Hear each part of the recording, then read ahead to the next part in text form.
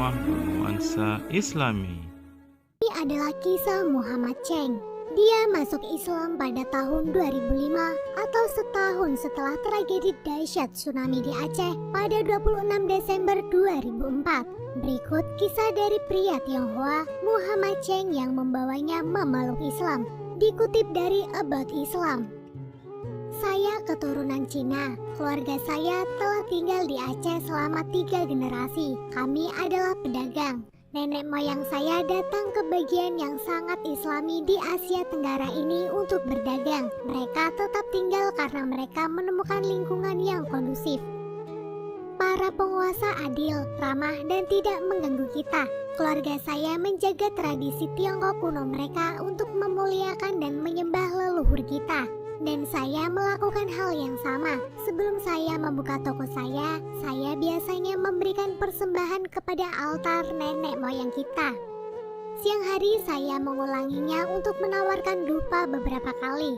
Toko saya sangat dekat dengan Masjidil Agung. Saya bisa mendengar panggilan untuk sholat atau azan setiap hari. Saya baru saja akan membuka toko saya di dekat Masjid Agung Banda Aceh pada tanggal 26 Desember 2004. Itu adalah pagi yang biasa, cuaca bagus, tidak ada yang luar biasa. Setidaknya sepertinya begitu. Tapi ada yang aneh, burung-burung berhenti bernyanyi, dan kucing yang biasanya menunggu di depan toko saya untuk sisa makanan tidak ada di sana. Saya tidak begitu memperhatikan peluang ini. Namun tiba-tiba ada suara gemuruh yang kuat dan keras. Saya berlari keluar, itu pasti gempa bumi, kataku pada diri sendiri. Orang lain juga keluar dari toko mereka, tetapi setelah beberapa menit kami semua kembali ke dalam. Namun setelah beberapa saat orang-orang berlari dan berteriak, "Air laut datang!" Saya bingung, meskipun saya mengerti kata-katanya, saya tidak tahu apa artinya. Saya keluar lagi. Orang-orang histeris dan berlari menuju masjid sambil berteriak, dan kemudian saya melihat air mengalir. Saya segera berlari untuk mengambil kemenyan. Saya ingin meminta bantuan leluhur saya, namun lebih banyak air datang, mengalir di jalan dan menuju masjid. Saya menjadi takut dan berlari ke atas. Saya menyaksikan tsunami dari balkon kecil. Semakin banyak air yang datang dan itu tidak bisa dipercaya. Lalu tiba-tiba saya melihat sesuatu yang sangat aneh. Ada pria jakung mengenakan pakaian putih. Mereka membuat gerakan seperti polisi yang mengarahkan lalu lintas. Mereka berdiri di berbagai tempat di depan Masjid Agung, dan air mengikuti arahan mereka. Air membelah beberapa meter di depan masjid dan mengalir di sisi kanan dan kiri masjid. Namun, lebih banyak air datang. Kekuatan penuh laut hanya mendorong jalannya ke kota dan menuju masjid. Orang-orang berpakaian putih itu tidak lari seperti orang lain. Padahal ratusan orang bergegas menuju masjid, berlari untuk keselamatan hidup mereka. Beberapa orang jatuh dan air melahapnya. Saya melihat semua ini dari balkon saya. Semakin banyak air. Anehnya, saya menyaksikan air tidak masuk ke dalam masjid. Lalu tiba-tiba, lebih banyak pria berpakaian putih muncul dan mereka mengangkat masjid. Ya, mereka mengangkat masjid, seluruh masjid, tepat di atas tanah, dan air menyembur di bawahnya. Saya benar-benar terpana. Apa itu tadi? Jika seseorang memberitahu saya apa yang saya lihat, saya tidak akan percaya padanya. Tidak pernah, tetapi saya melihatnya dengan mata kepala sendiri. Tuhan betul-betul melindungi masjid ini, kataku dalam hati lagi dan lagi. Beberapa minggu setelah bencana tsunami yang mengerikan ini, saya mendorong diri saya untuk menceritakan apa yang saya lihat kepada penjaga toko muslim di sebelah toko saya. Dia menyarankan saya untuk menemui imam masjid. Saya berjalan ke arah masjid dengan ragu-ragu. Ini adalah pertama kalinya dalam hidup saya untuk memasuki komplek masjid, meskipun pada dasarnya saya telah tinggal di sebelahnya sepanjang hidup. Imam mengenali saya dari kejauhan dan keluar untuk menyambut saya. "Selamat pagi, ada yang bisa saya bantu, Paman?" Dia menyapa saya dengan sopan.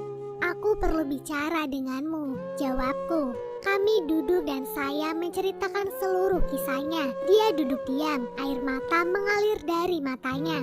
Setelah saya selesai, kami hanya berpelukan. Pelukan alami inilah yang dipertukarkan oleh orang-orang karena mereka mengalami pengalaman mengerikan yang sama. Imam berkata, "Paman, apa yang kamu lihat adalah malaikat Tuhan mengikuti perintahnya. Allah ingin agar masjidnya tidak akan dihancurkan oleh tsunami yang menghancurkan ini. Paman, mungkin Tuhan ingin menunjukkan sesuatu kepada Anda untuk membawa Anda lebih dekat kepadanya karena Dia mencintaimu. Karena Dia melihat Anda adalah pria yang baik. Dia ingin memberi Anda kebahagiaan di dunia ini dan surga di akhirat. Apakah Anda ingin menjadi muslim, Paman?" Tanyanya hingga membuatku tertegun. Bagaimana saya bisa menjadi muslim? Saya kaget dengan pertanyaan imam. Hal itu sangat membingungkan saya. Bagaimana saya, seorang Tionghoa, bisa menjadi muslim? Sebagai orang Tionghoa, kami memiliki tradisi, ritual, dan kepercayaan kami sendiri. Tanpa menjawab pertanyaan imam itu, saya kemudian berterima kasih kepada imam dan pergi. Kemudian saya kembali ke toko saya. Saya meniup pintu hari itu dan hanya duduk diam di sudut. Berkali-kali saya melihat di depan mata saya adegan-adegan ketika tsunami melanda. Para pria berpakaian kain putih mengarahkan air, mengangkat masjid. Malaikat Tuhan melakukan pekerjaannya. Dan saya diizinkan untuk menyaksikannya. Saya tidak membuka toko saya selama 2 hari. Saya hanya duduk di sana dan merenung. Pada hari ketiga ada seseorang mengetuk pintu. Dia adalah imam masjid yang mencari saya. Dia khawatir karena dia melihat toko saya tutup selama 3 hari dan itu belum pernah terjadi sebelumnya. "Saya sedang berpikir, Imam," ujarku. "Saya pikir kamu benar. Tuhan memberi saya tanda, bahkan pertanda besar. Saya seharusnya tidak menjadi bodoh sekarang dan lupakan saja. Bisakah Anda memberitahu saya cara menjadi seorang muslim?" tanya saya.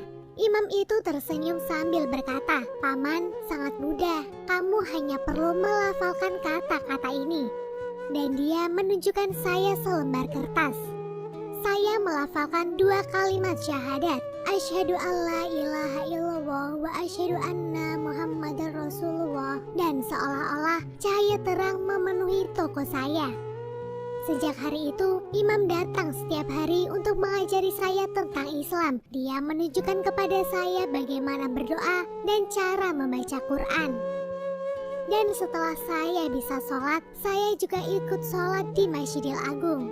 Dan itu adalah salah satu hal terindah dalam hidup saya. Alhamdulillah. Sekian kisah yang dapat kami sampaikan. Semoga bisa bermanfaat bagi kita semua. Jangan lupa untuk like, share, dan subscribe. Terima kasih.